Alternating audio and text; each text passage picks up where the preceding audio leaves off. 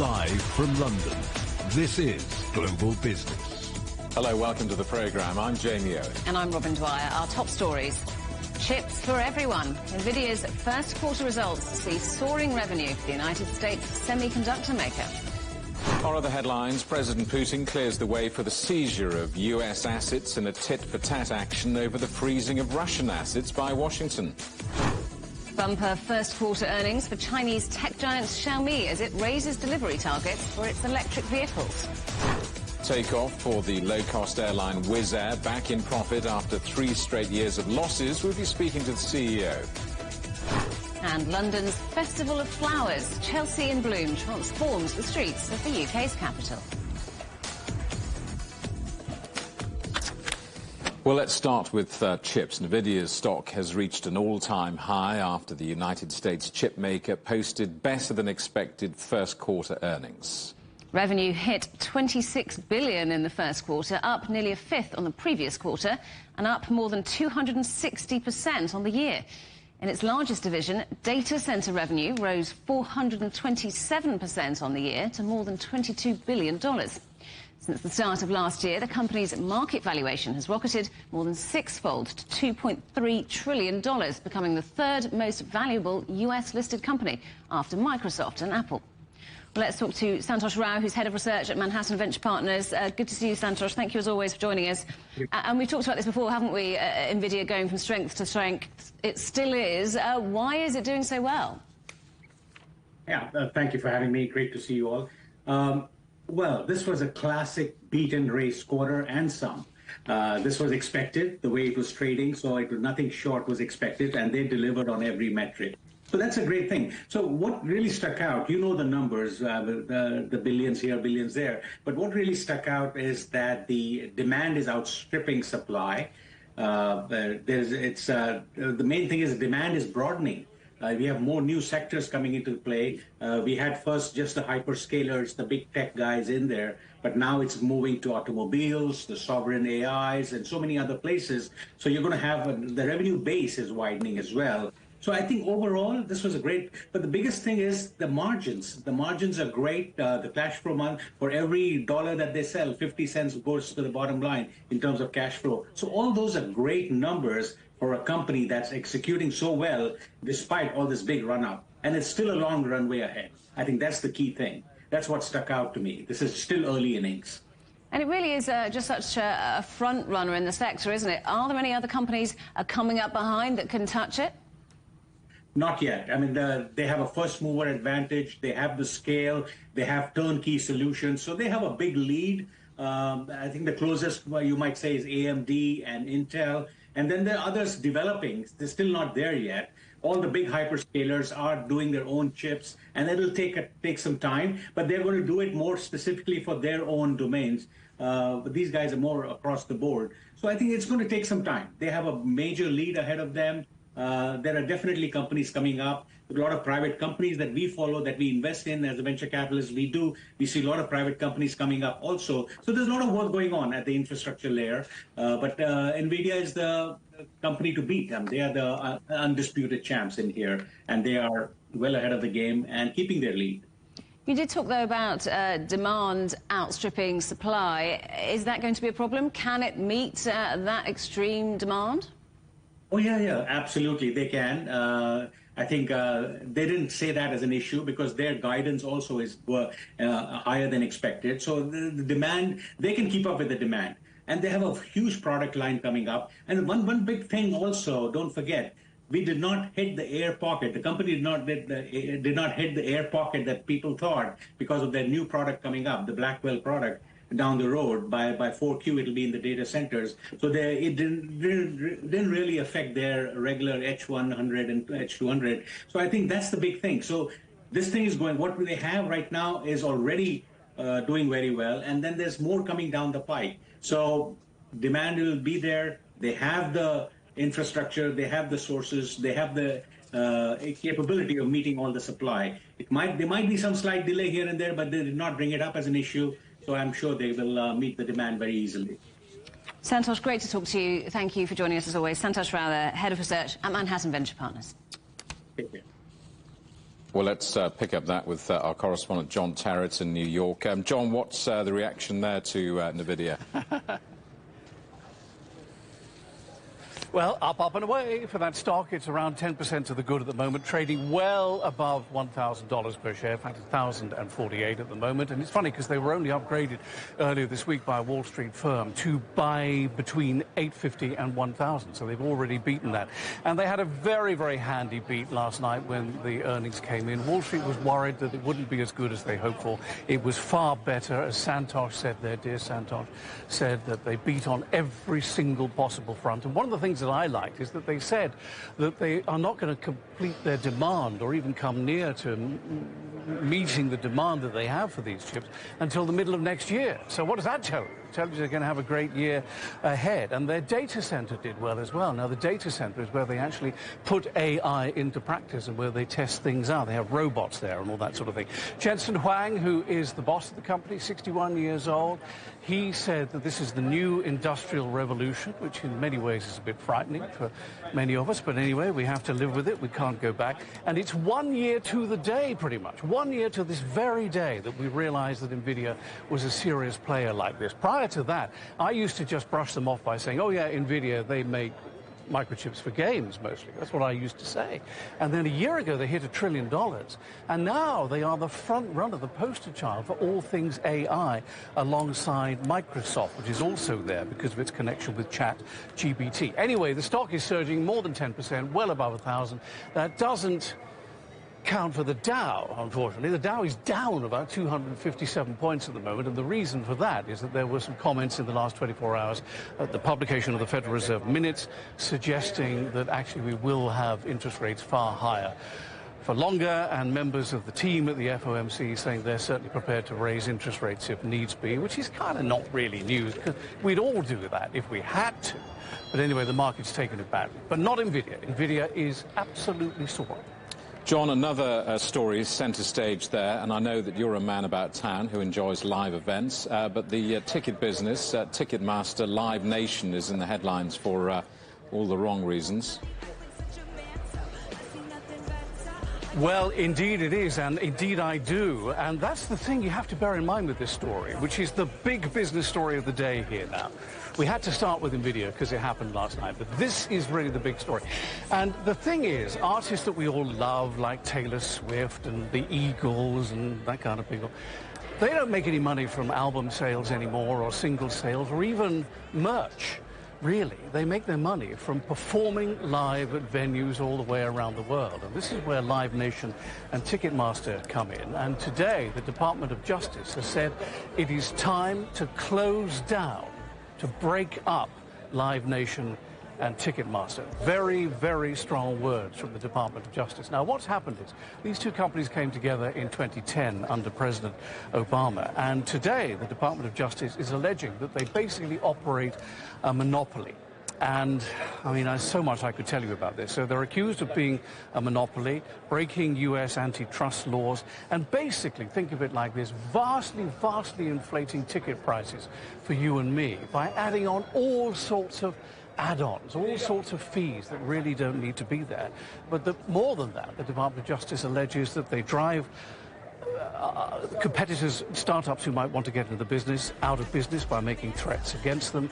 There is retaliation against venues who refuse to work with them or work with other promoters, and they insist on long-term contracts for the venues that they use and the artists that they manage, locking them into a contract that means it's very difficult for them to grow and to make money. But most of all, more than anything, this is about trying to bring down ticket prices. It's a sort of anti-inflation thing being promoted by the Department of Justice. And overseas, as you will know, venues work with multiple ticket providers. But here in America, it's just Live Nation and Ticketmaster mostly.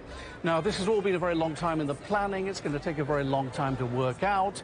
We don't really know. They said they want to break up the company. We don't really know whether that will happen because normally the Department of Justice doesn't come up with a remedy until it's won its case, and that's going to take a very long time. But Live Nation shares, not surprisingly, are down 7%.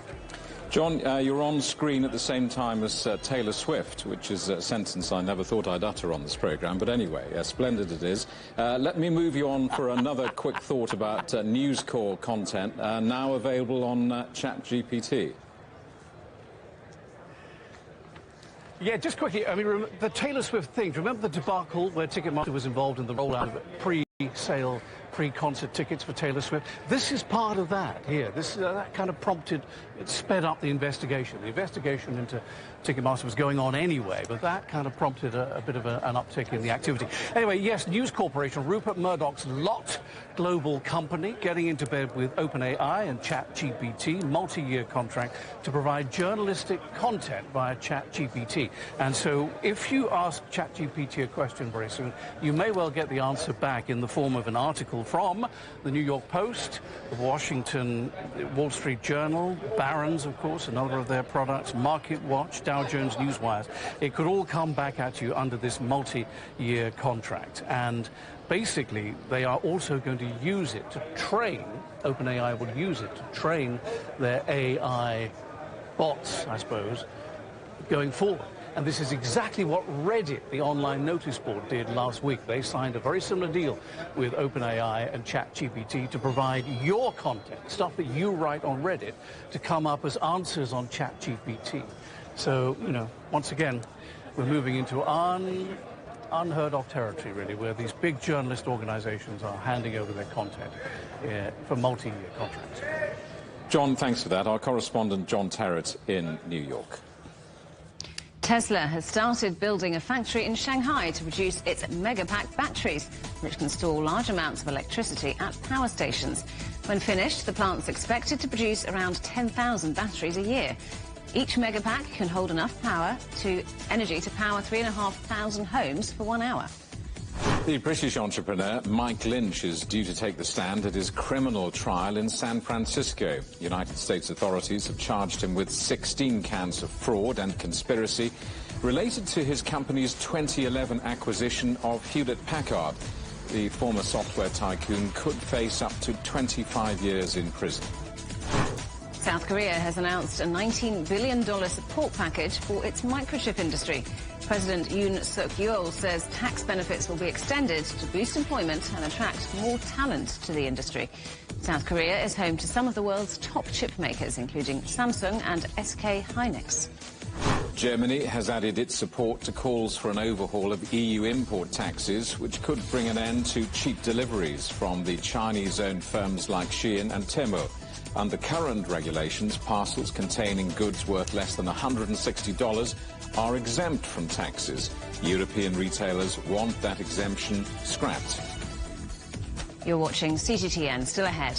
Dozens more Palestinians killed as Israel intensifies its operations across Gaza. The pressure grows for a return to hostage negotiations.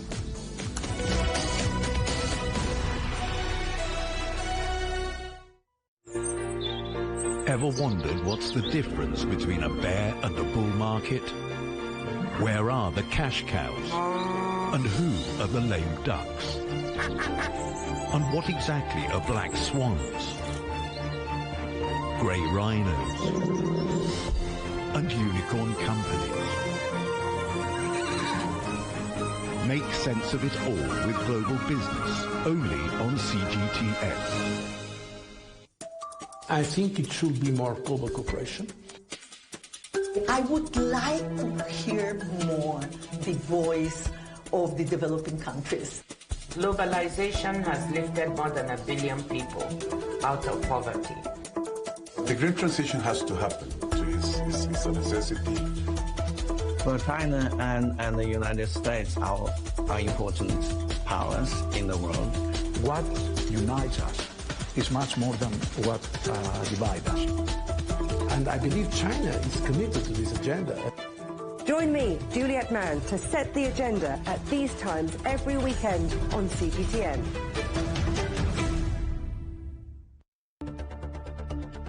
Events have consequences. Words create impact. One more offensive in a long line of battles that's been ongoing for more.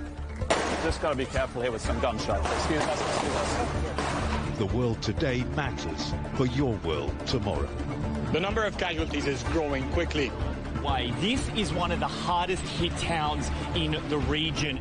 The World Today, every day on CGTN.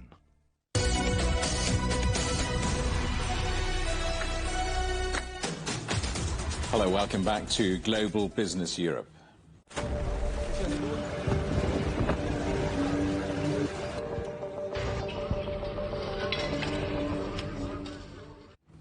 Israeli attacks across Gaza are intensifying, with at least 35 more Palestinians killed in aerial and ground bombardments. Tanks have been advancing deeper into Rafah, while at least 16 people were killed in Gaza City when a building was destroyed. There have also been more attacks on the Nuseirat refugee camp, with at least 8 people dead after a house was hit. The United Nations says the first aid from a US-built pier has reached people in Gaza. Israel released a video of what it says are trucks arriving from the pier. But the UN has warned that the process faces challenges and says the amounts being delivered fall far short of what is needed. Our correspondent Akram Al-Satari is in Gaza. Well, the question was answered by several UN officials who said that this amount of stuff that was allowed in Gaza is never enough and is not even near enough. 569 tons, and I think the one who picked that particular number wanted to show that there was a significant number of tons that were entering Gaza. But the actual number of tons that are needed by the people of Gaza is around 220,000 tons a day, 100 trucks. The one truck load is around 25 tons, so the need is massive, and whatever is allowed into Gaza is minimum and is allowing to address the need of a very slight proportion of the Palestinian community, with the hunger striking them and also with the war and displacement overwhelming their life. An increasing number of strikes on Rafah as Israel advances. Yes, the number of airstrikes has been intensified for the last 36 hours. The number of people who are killed also has been significantly increasing. In 3 to 4 hours, around 37 Palestinians were killed in different parts of the Gaza Strip. But in Rafah in particular, the Israeli occupation forces are pushing harder into the area of Yibna, which is somewhere in the very south of Rafah, and they are planning to go deeper into Ash-Shabura area. Ash-Shabura area is the most dense area.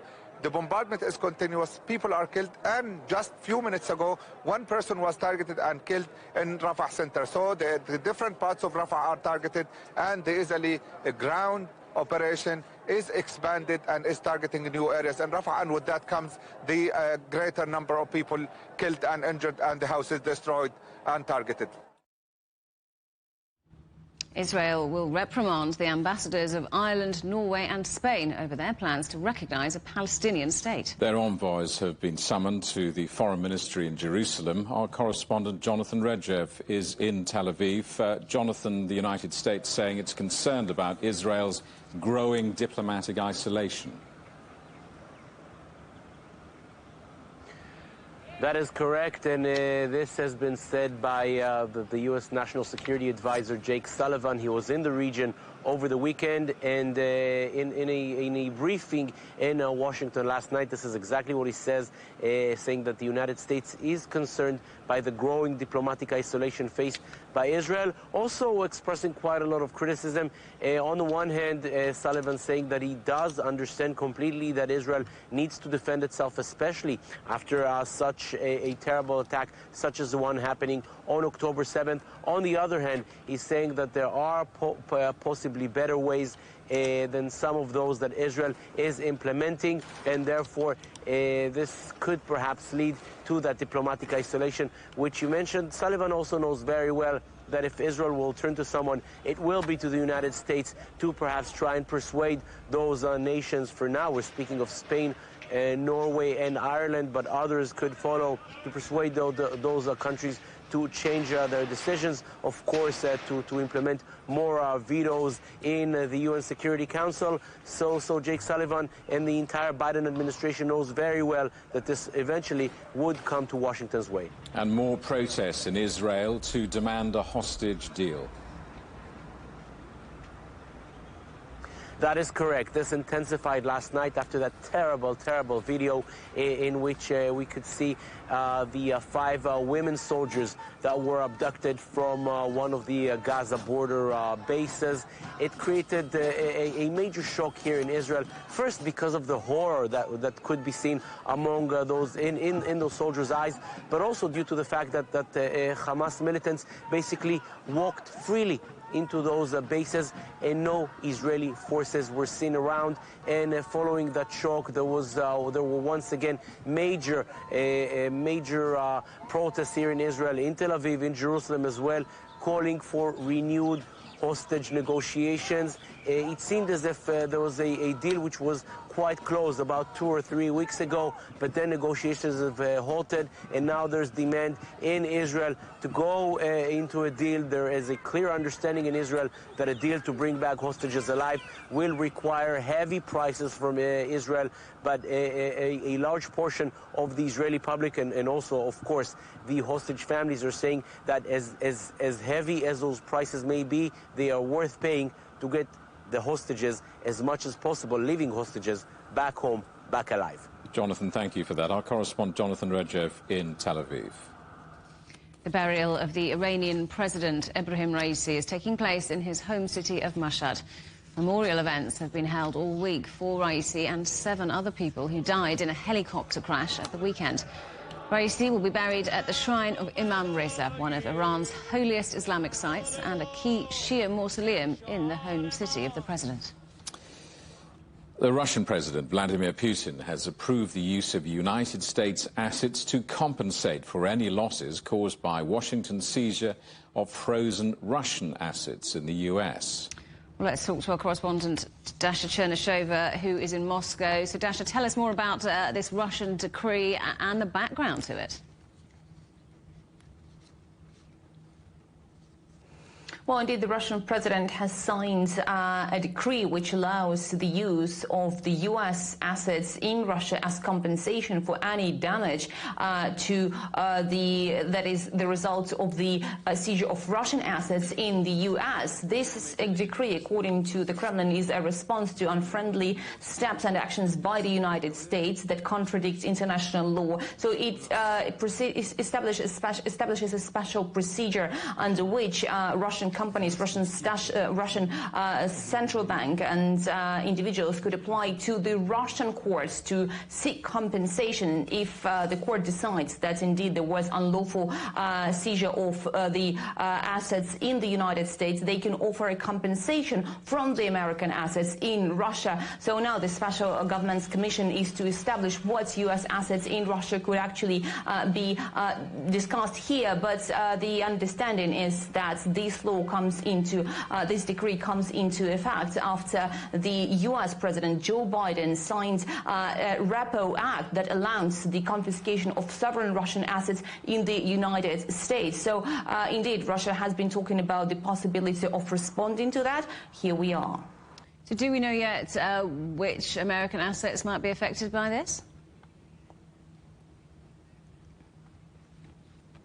Well, that's the tricky question, as we understand, even from the Russian officials, that the American assets in Russia are not that significant as Russian assets in the U.S. And according to the decree, securities, stakes in Russian companies, real estate, movable property and property rights in the U.S.-owned assets could potentially be liable for seizure. And we understand that up to this moment, there was no discussion about the possibility of talking about the assets owned by the individuals. But given the very fact that, again, there is insignificant amount of the American assets in Russia, this is also the possibility. If you read the analytics and different lawyers talking here, they say they do not have the clear understanding of how those assets of individuals could be used, but potentially that could be also included in the list of assets that could be offered as compensation to the Russian individuals, companies, central bank and the Russian state.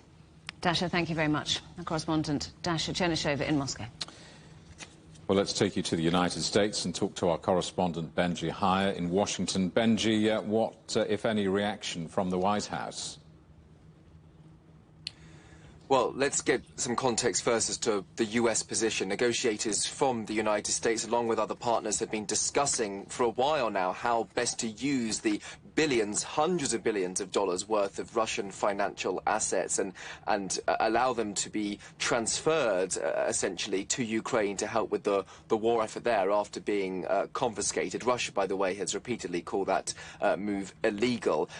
Those immobilized Russian assets represent huge potential as a source of support for Ukraine, at least from Washington's perspective. But so long as Vladimir Putin continues to wage this war, more action is needed, according to Treasury Secretary Janet Yellen, who spoke on a short time ago at a meeting of foreign ministers in Italy. She says that the United States will continue to press firms and financial institutions worldwide to cease support for Russia's military-industrial base. Thursday's decree from Russia states that the central bank there, the Russian Federation, can ask a court to determine whether its property has been seized. Then there will be compensation transferred in the form of US assets. The impact, Russia claims, will be widespread. The United States, the European Union, it says, will feel the full measure of this Russian response, according to their foreign ministry spokeswoman. The thing is that, at least from Washington's point of view, Russia's ability to dish out any sort of retaliation in response to the seizing of its frozen assets, that's been massively eroded. The war in Ukraine has seen dwindling foreign investment from the US, other Western partners in Russia. In fact, even former President Dmitry Medvedev acknowledging last month that Russia holds an insignificant amount of American state property and that any move that Russia makes would be asymmetrical. Benji, meanwhile, the red carpet rolled out at the White House for Kenya's president on a state visit.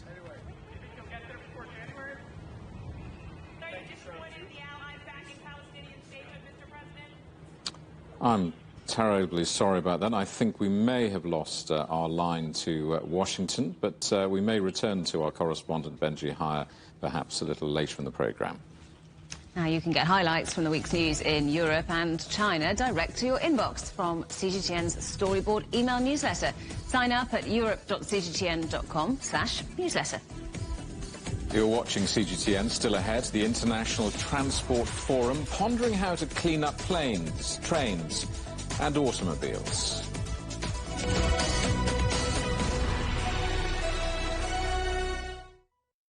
What do we mean when we talk about the difference?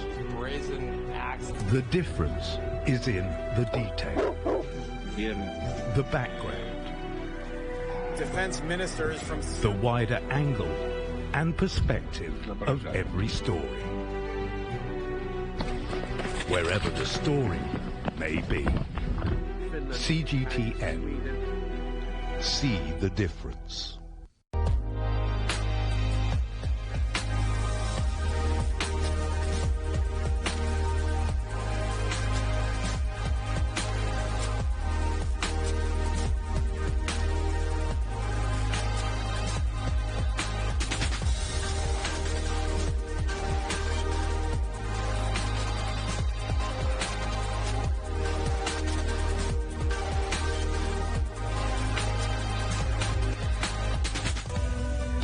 We are all connected.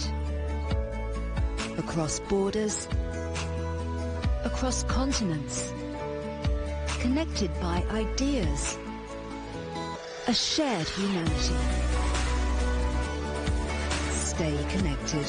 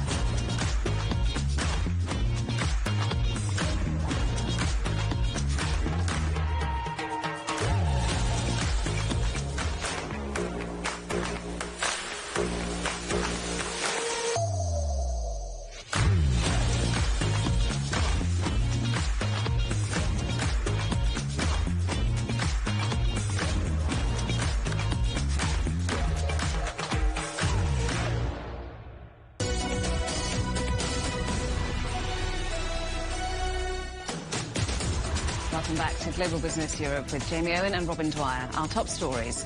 Chips for everyone. NVIDIA's first quarter results see soaring revenue for the United States semiconductor maker.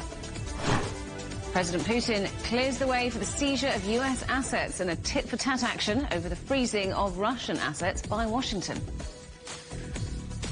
Well, let's take you back to Washington now, where we can hopefully speak to our correspondent, Benji Haya. And Benji, there's been a state visit by Kenya's president to the White House. Yes, the first in 15 years for an African leader. The 6th state visit to be hosted by the Biden administration, the first from the African continent since 2008. It's a remarkable turnaround, really. A one-time pariah charged by the International Court with crimes against humanity. Now President William Ruto is sort of reinventing himself as an indispensable ally to the US, reinventing Kenya as an important security partner in East Africa. Under his presidency, the country's developed its role as a diplomatic, business hub, an anchor state for the US. And President Biden, when taking office, pledged that he was all in for Africa. Since then, been largely distracted by crises elsewhere. So this is really a chance for him to underpin a relationship with a powerful nation on the second most populated continent. We've seen the red carpet rolled out. There'll be a press conference shortly, and Kenya will be designated as the first key non-NATO ally in sub-Saharan Africa. The two leaders also announcing new US-backed investments in Kenya. And President Biden says that if he wins a second term in the White House, he plans to visit Africa next February. Benji, thank you very much. Our correspondent, Benji Haya in Washington.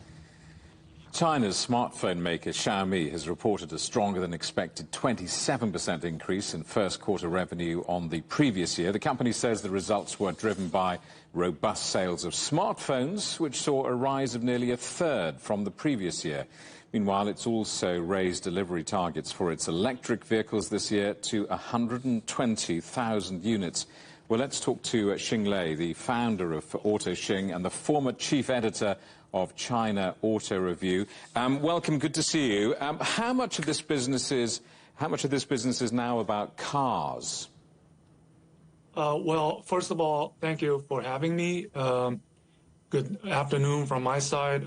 Currently, the EV business of Xiaomi is still relatively small. If we look at the revenue potential from those 120,000 sales, let's take, just take, 100,000, which is their official, target for this year. It's about 25 billion RMB, which is going to be slightly less than 10% of their total revenues expected for this year. So it's still small, but the other number I wanted to point out was Lei Jun is earmarking $10 billion over the 10 years on the EV business. So you have kind of an idea of how big it would be. And what should we make of the company's pivot, the timing of the company's pivot to EVs? It's definitely coming at an interesting point in time, given the current price war and the geopolitical sentiment around the world on EVs. But I think Xiaomi has definitely injected vitality into the current environment, given that, less than 1 year, they're going to be trying to sell 120,000 units. That's unprecedented. And when it comes to the global beauty contest of the EV market, where does Xiaomi find itself, do you think? Well, it's definitely one of the new kids on the block, but the ambitions is huge. I mean, the expectations, what they're trying to achieve has exceeded every expectation possible. My own expectations was 40,000 to 70,000 units for this year would be, a success, but it looks like they're going to double that based on what you just mentioned, 120,000 units. So. Many commentators used to say that Tesla was seen as all-conquering. Some say it's now misfiring somewhat. So what is your outlook for Xiaomi's plan to conquer the EV world? Well, I guess now, if we look at the landscape in China, at least, BYD is number one. Tesla is number 2, and there's yet a clear number 3 emerging in terms of the scale and the sales comparable to BYD or Tesla. But it looks like Xiaomi, given their current momentum, 120,000 this year, given their later products, the SUV coming, I wouldn't be surprised if, you know, that number doubles in 2025, the 120,000 units. So they could very well quickly emerge as the number 3 player in China. Xinglei, good to see you. Thanks so much for coming on the program. All the best. Thank you for having me. Yep. Low-cost airline Wizz Air is taking off. It's back in profit after 3 straight years of losses. The Hungarian carrier flew a record 62 million passengers in the year to April. Profits hit $370 million, turning around a loss of over $600 million in the previous year. The CEO of Wizz Air spoke to our correspondent Pablo Gutierrez. When it comes to Wizz Air, actually we are in pole position for sustainability. We operate the youngest fleet of aircraft of any airlines in the world. We operate the most efficiently configured aircraft to make sure that our unit carbon footprint is already the lowest in the industry. We've just made a commitment for lifting 10% of our fuel requirements as sustainable aviation fuel by 2030. We have been making equity investments in a few companies to make sure that actually sustainable aviation fuel is produced. But sustainability is an issue that goes beyond the capacity of an airline, even the capacity of an industry.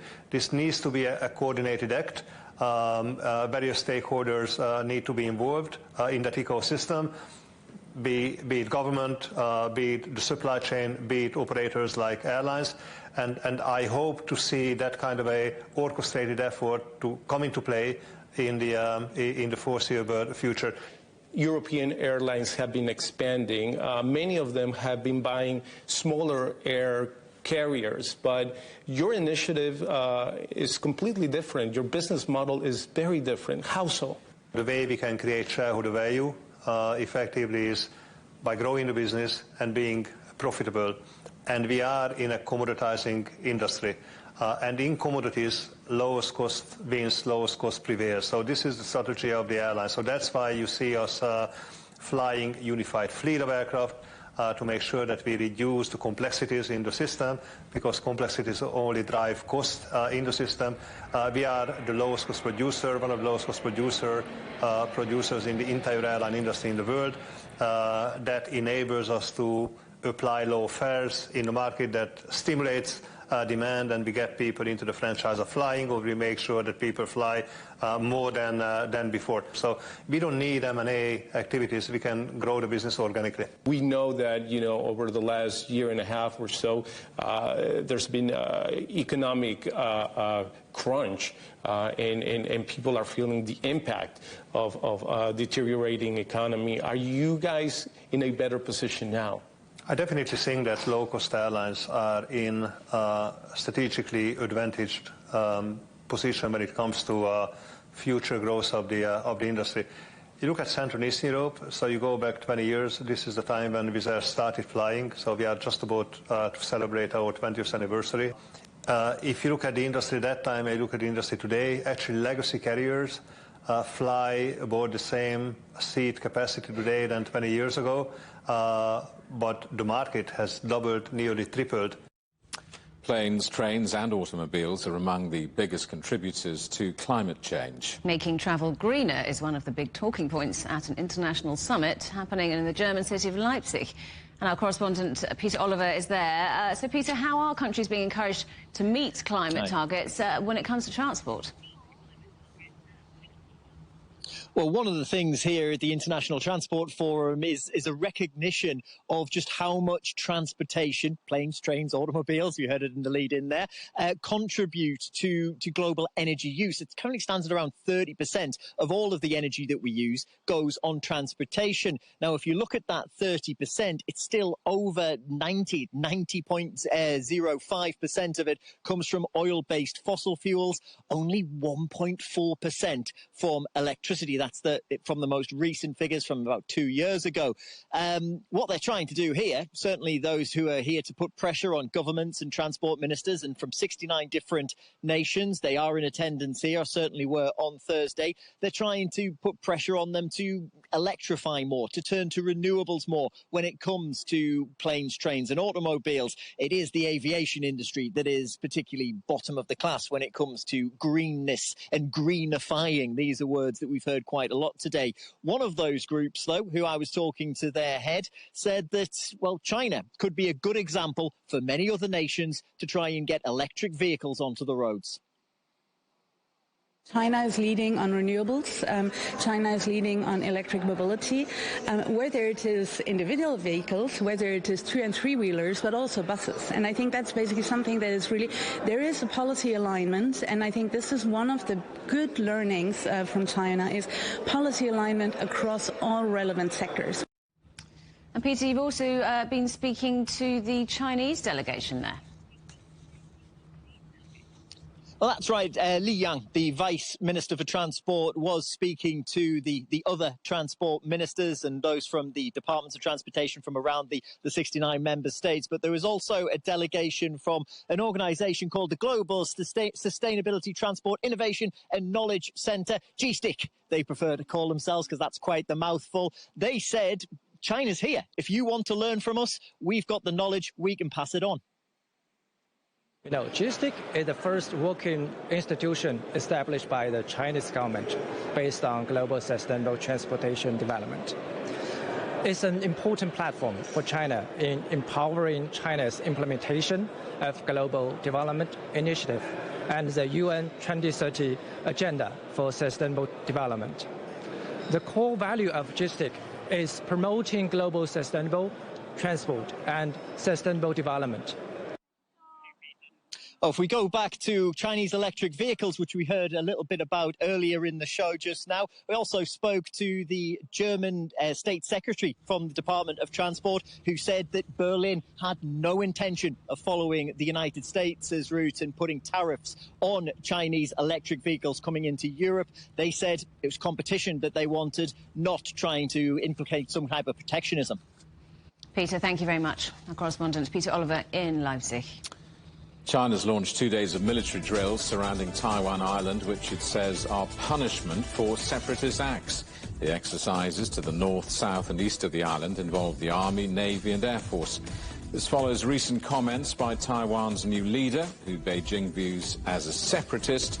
China has warned other countries not to intervene in its own affairs. 9 people have been killed in Mexico when a stage collapsed at a political campaign rally. Sudden strong winds pushed the structure forwards, sending it crashing into the crowd. More than 60 people were injured in the accident, which happened in the north of the country. 20 people remain in intensive care after a Singapore Airlines flight hit severe turbulence on Tuesday. The Bangkok hospital, which is treating injured passengers, says many require spinal surgery.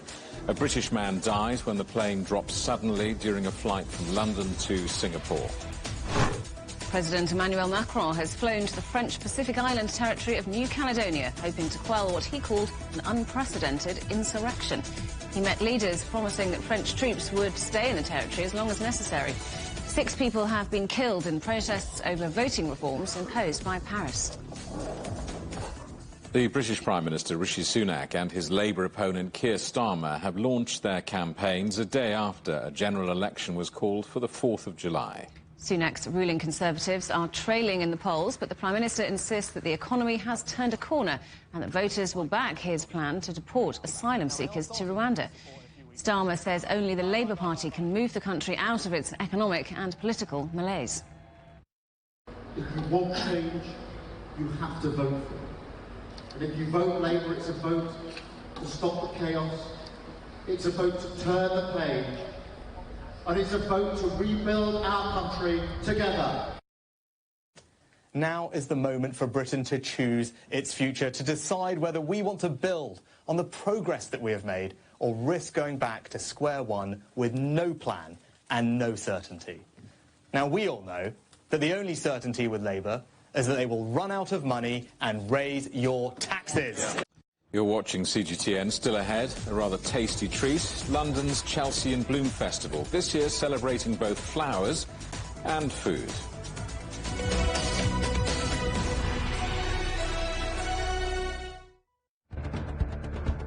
Events have consequences. Words create impact. Unprecedented scenes that we saw. The clean-up operation is now well and truly underway. Parts of southern Europe remain in a state of emergency. Context gives meaning. People make history. Far more than 1,000 people have come here today. But authorities are still on high alert.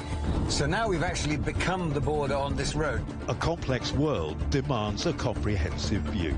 But with the cleanup efforts more or less under control, the economic impact is bound to ripple across the country. There's plastic pollution everywhere.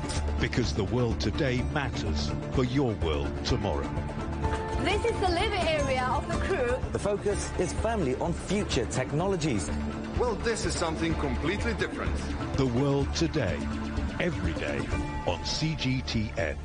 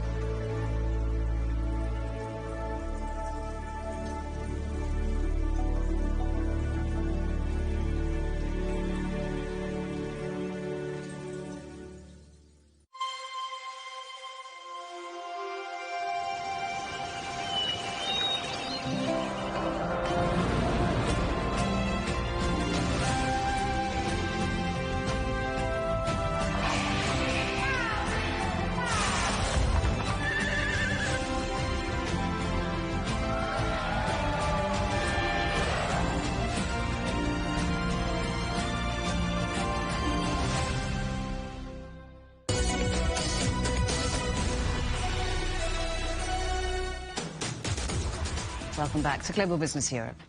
Like many countries in Europe, Italy has long waiting times for treatment by its National Health Service. So an increasing number of people are turning to private healthcare, a shift that's been taking place for many years right across the continent.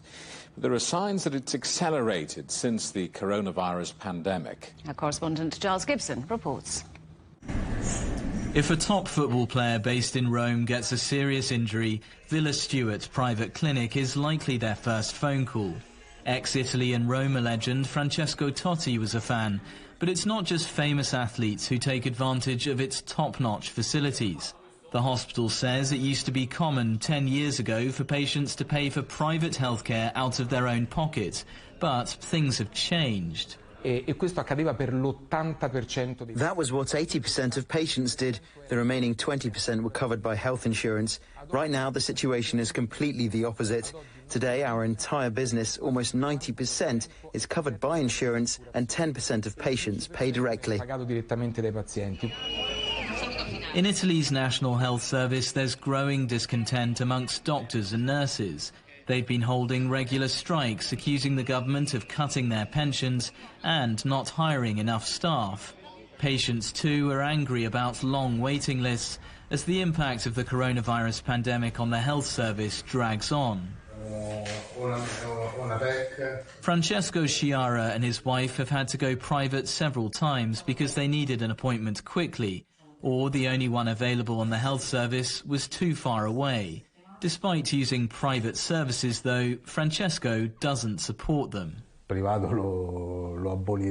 would abolish the private sector from providing essential services because, in my opinion, they only do damage because they create competition.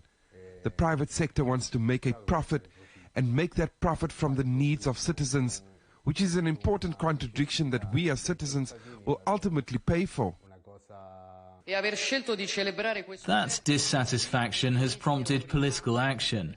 Prime Minister Giorgia Meloni's right-wing government has allocated more than $2.5 billion in this year's budget to try to cut waiting times. Now, the problem is that not everybody can simply write a cheque if they can't get an appointment.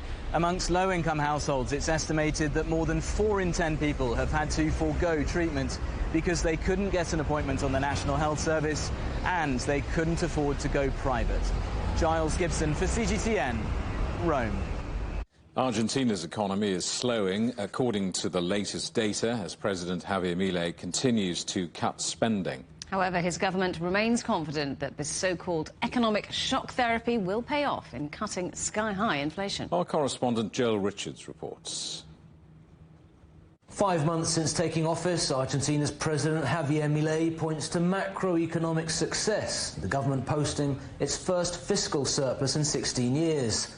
Milei's economic approach is symbolised by the chainsaw, slashing public spending, and he calls it a historic achievement on a global scale. About economic activity, we can compare this last month with the pandemic, and with the 2002 crisis. Is as big as that. After taking office in December, Milei's government halted all funding for public works. More than 3,500 projects were stopped, with thousands of jobs cut. In each crisis, there is less money available, and there are problems with public works which are paralyzed or slowed down. We didn't think there would be no money at all, which is what is happening. The magnitude of the fiscal adjustment surprised us. The metals industry output has fallen 19% year-on-year due to a drop in domestic demand. El gobierno nacional trabajó fuertemente en lo que es la macroeconomía. The government has worked hard on the macroeconomy, but it is time to focus on the real economy, the macroeconomy, and to work on policies that drive the growth in activity. Inflation is slowing, but still running at nearly 9% a month. The fall in activity has been felt across the board. And this leaves two key questions. Firstly, how long will this fall in economic activity continue? And secondly, what kind of economic recovery can be expected? Yo soy súper optimista. Veo una vez.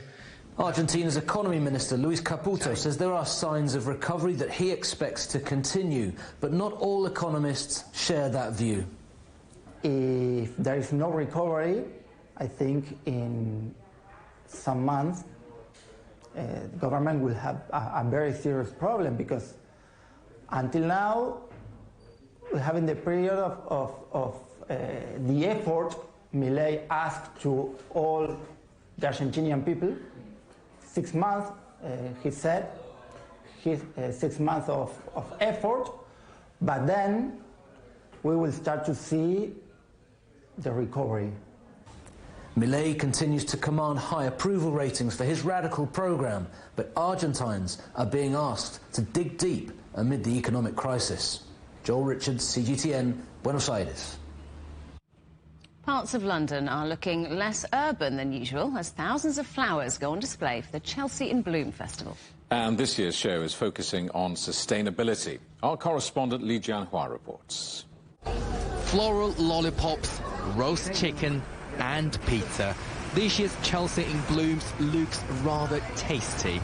Under the theme Floral Feasts, over 100 of the area's shops, hotels and restaurants are displaying decorations inspired by culinary delights and the foodie scene, celebrating two things that Chelsea is famous for: botanical heritage and fine dining. For local restaurants, the annual event means more business opportunities. This Lebanese restaurant has refreshed its menu for the festival and is handing out free lemonade to entice more customers. Yes, we do have more customers. The weather is a bit different from versus last year. We're really missing the sun, so we have to shine even harder because there's no sun. But how is it different? Well, we're trying to put more effort into the people rather than the entertainment. Sales-wise, there's an increase. There's an increase from yesterday's sales versus last year. So we are really happy with that. But I'm confident that it's going to keep growing and that we will be back with even higher sales. Let's see how the sun and the weather turns out. As global climate change looms large, there are concerns about the sustainability of this festival. This year's Chelsea in Bloom promises to be a feast for the eyes, but these flower displays are unwittingly contributing to carbon emissions, as many of them, especially fresh cuts, will have to be transported here quickly on refrigerated lorries, planes and boats so that they can stay fresh. Toby Schulz specializes in recycling flowers by making them into confetti. For the past 2 years, his company has recycled 100,000 flowers for hundreds of weddings, with the proceeds going to charities. He's hoping to be able to recycle at least 10,000 flowers from the week-long event. We save flowers from going in the bin. We collect them, we pull all of the petals apart by hand, dry them with a few magic techniques, and we make beautiful dried petal confetti. We're trying to bring more sustainability to everyone, and we're trying to bring a closed loop to the use of flowers so that flowers can be loved, re-loved, and at the same time raise loads of money for charity. Chelsea in Bloom is celebrated alongside the famous Chelsea Flower Show, a festival dating back to the 1910s, which attracts people from around the world. Both events are dedicated to floral creativity, with many hoping imagination and sustainability can blossom together. Li Jianhua, CGTN, London. The headlines again. Chips for everyone. Nvidia's first quarter results see soaring revenue for the United States semiconductor maker. Our other headlines, President Putin clears the way for the seizure of US assets in a tit-for-tat action over the freezing of Russian assets by Washington. And bumper first quarter earnings for Chinese tech giant Xiaomi as it raises delivery targets for its electric vehicles. And that's it for Global Business Europe. Thank you for watching. Coming up next on CGTN, it's Africa Live. We'll see you again tomorrow. Same time, same place. From all of the team here in London, it's goodbye. Goodbye.